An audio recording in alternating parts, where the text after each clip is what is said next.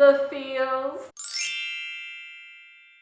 Hi everyone, Miranda here. So today I'll be reviewing These Broken Stars by Amie Kaufman and Megan Spooner. If you check my social media, you'll know between review copies and read a bookshelf-a-thon, I had no books to read or new series that I wanted to start. So then I decided, well, hell no, I'm just gonna reread this book. The time I read it, I loved it, and that was ages ago.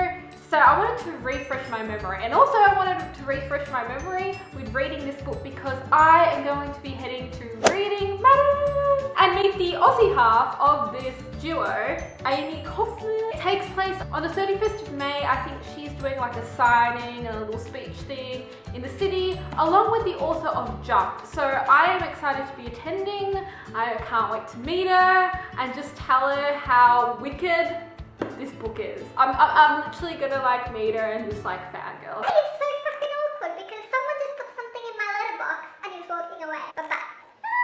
The plot of this book. Basically, we have a girl, called Lilac. Lilac is the daughter of the richest man in the galaxy. Of course, that spells troubles for a lot of guys wanting to chase after her because she's kind of like daddy's little girl, and daddy doesn't let boys get close to her. Basically, in this future, there's a lot of planets involved, and to one planet to the other, you have all these luxury space liners. Lilac is on the Icar, and it is there she meets Tava. Tava is a young war hero that comes from nothing. Now, I'm not sure how to pronounce his name, if it actually is pronounced Tava, because it's T-A-R-V-E-R. I'm just gonna say Tava. I think it's a short on Trevor, but a future version of Trevor. Now, a lot of people say this is Titanic. It isn't really Titanic of the ship. The first possibly couple of chapters are. What ends up happening is the Icarus goes down. As you can see by the cover, the ship is yanked out of base,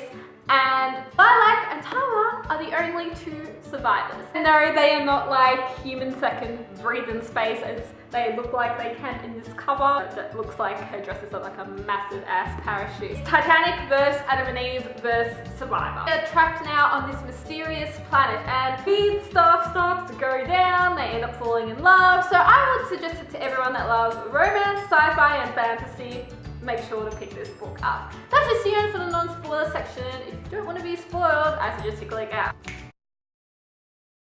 Let's talk These Broken Stars. You know that feeling after you finish a good book and you walk around like this, like a mindless zombie? That was me when I finished this book the first time around. I wanted to talk about what I just witnessed with someone, and there was no one to talk about it to. I tried telling Pascal, and Pascal was just tried telling my mum, and mum's just but now I can tell BookTube. Because the second time that I read this book, I decided, hell, I'm just gonna review this. I can see why they say Titanic on a ship at the very beginning. It's like Titanic, futuristic Titanic. The characters aren't exactly like Jack and Rose. It took me a while to get used to the writing style. I don't know, it just took me a while to get into it. It wasn't until possibly the crash where I really was hanging on, and I was just I generally do feel very, very sorry for Lilac. The fact that she has to be so rude to people. I feel so sorry for him, how he was asking her out. Do you not understand me? I suppose it's expected that you're a little slow given your upbringing. I won't take any more of your time, if you'll excuse me. It just felt like high school. I felt so sorry for Tyler in that scene because at the beginning they really seemed to get along and stuff like that. And I would hate to be the daughter of the richest man in the galaxy. I think money at the very end of the day doesn't make you necessarily happy. It's more the people around you and being yourself and the way you deep down want to live life that makes you happy. Can we talk about the crash? Let's talk about the crash. This is where I thought Tava was like Jack, when she's hanging off the railing thing, and he just pulls her over, and then they start running together towards the pod because she knows where she's going, like Rose did on Titanic. Be thankful that freaking Lilac could disable that pod. When she did that, I thought, this girl has some hidden talents. Tava had probably one of those moments. Ooh, rich girl surprises! It's hard to believe though, out of 50,000 people or whatever that were on this ship, that 2 of them survived. Surviving the crash land, Tama and Lilac find that the best thing to do is go to the crash site to see if they can try and get a signal. When she was walking in that bloody forest, take off your me with those high heel shoes. The first thing I would have done is snap them. Rich girl or not, I would have snapped those heels. And when Tara finally snapped those heels, I was cheering. And that dress, look at this cover, yeah?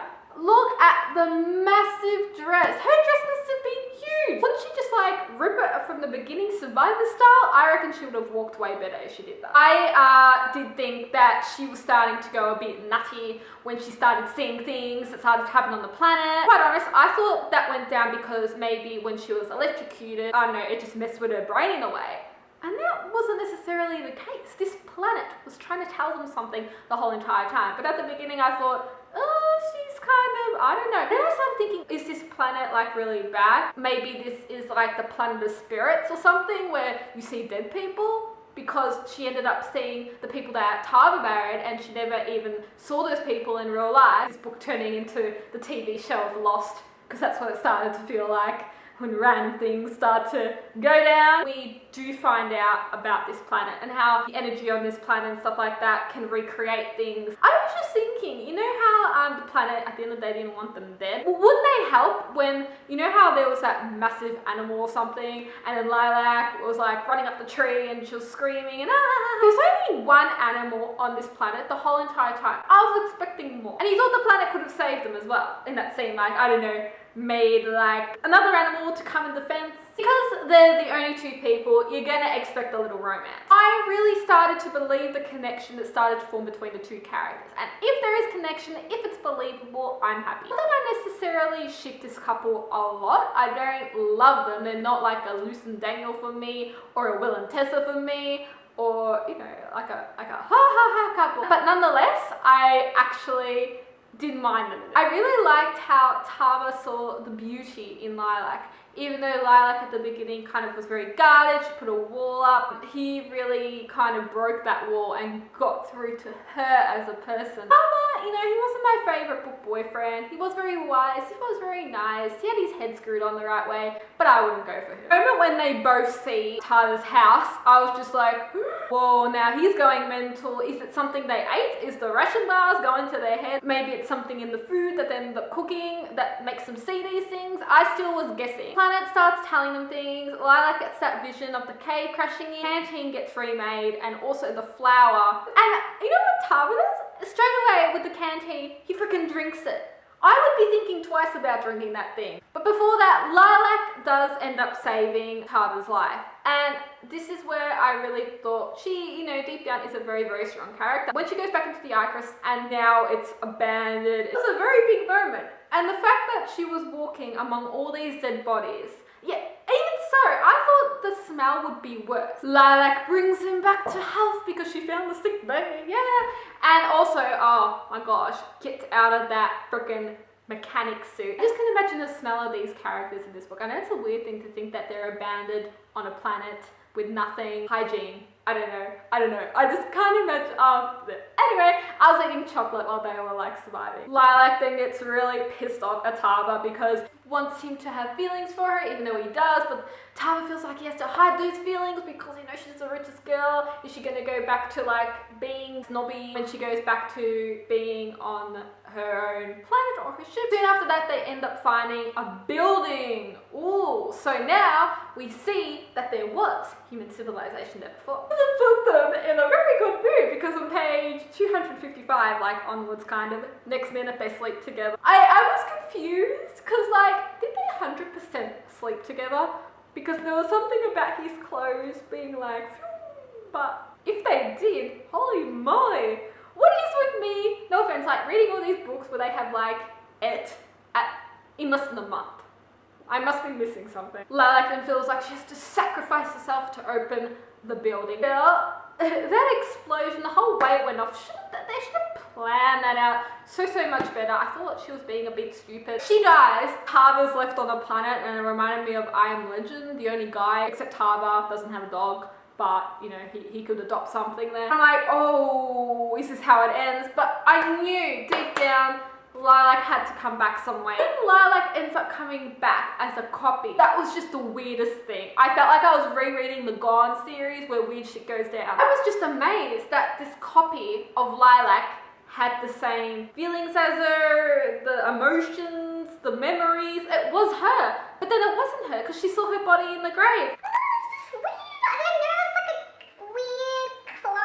What I really found annoying was at the very end of the book, it really got explained. We knew she was a bit different in her medical tests. I don't know, I wanted to know what is Lilac now. How has that changed her from how she was before? If you cut her open in the middle, will she be bleeding? Will she be normal? We don't know. You know what makes it worse? When she came back, she was in that bloody dress. But all the things she could have been in, she had to be in the bloody green dress. Also, it was really annoying when they were trying to open that door to that little energy room. And on page 108, right, she specifically says, I used to think that my name would always keep me safe. That those two words, Lilac the Rocks, would be the only password I needed. Lilac. That was the password to the door the whole time. When she did not know what the freaking password was to that door, I was there screaming at the book going, it's Lilac, it's your name, use your common sense. Wouldn't that be the first thing that you enter? Your father's obsessed with you. Your daddy's little girl. We then find out that the energy of this planet is fading and that the scientists, in a way, were killing themselves a bunch of different times to be kind of cloned and reincarnated and whatever this weird planet does. The fact that Lilac would die, I was like, oh, is she gonna get there in one piece? What's gonna happen? But at the very end, the energy or this, I don't know, this weird whatever it was, wanted to kind of move on. Lilac was chucked in the rift and she somehow kind of powered back. It's all dead people. I don't know how to explain it. It's all that sci-fi stuff. Lilac B. I wanna go home. Now she's like, Let's build a house. what are you gonna build the house out of? When they finally get rescued and she finally sees her dad, holy moly, hello. He's the richest man in the galaxy. You'd think you have the technology to find your daughter, and since you knew about this planet, wouldn't you look there in the first place? Like, hello? This is even worse than MH370. I love how she finally just stood up to her dad and was like, yeah, you know what? I'm gonna make the rules here. And Tama and her, in a way, got their little happily ever after. But I want to know what happens next now. I wish, in some sense, that this Shattered World would be more of their story, or you'd have them more in that. I rate this book all 5 out of 5 because, you know what? Stuff it. I loved it. I really did love this book. It was an amazing read. I'm Miranda. Thank you so much for watching. What are your thoughts about this book? Leave them down below. Let me know.